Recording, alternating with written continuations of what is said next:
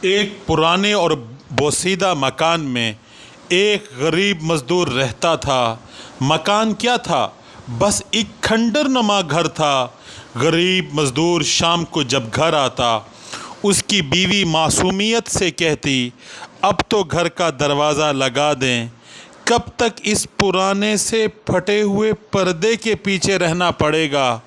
اور پردہ بھی پرانا ہو کر پھٹ رہا ہے، مجھے ڈر لگتا ہے کہیں چور گھر میں نہ آ جائیں۔ شوہر مسکراتے ہوئے جواب دیتا، میرے ہوتے ہوئے خوف نہ کر، میں ہوں نا تمہاری چوکھٹ۔ کئی سال اسی طرح کی باتوں میں گزر گئے۔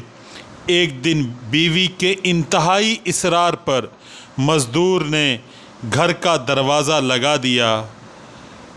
اب اس کی بیوی کا خوف کم ہوا۔ شوہر مزدوری پر جانے کے بعد گھر میں خود کو محفوظ تصور کرنے لگی۔ ابھی کچھ ہی سال گزرے تھے، اچانک شوہر کا انتقال ہو گیا۔ گھر کا چراغ بجھ گیا۔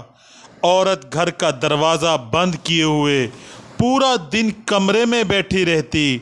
ایک رات اچانک چور دیوار پھلانگ کر گھر میں داخل ہوا۔ اس کے کودنے کی آواز پر عورت کی آنکھ کھل گئی۔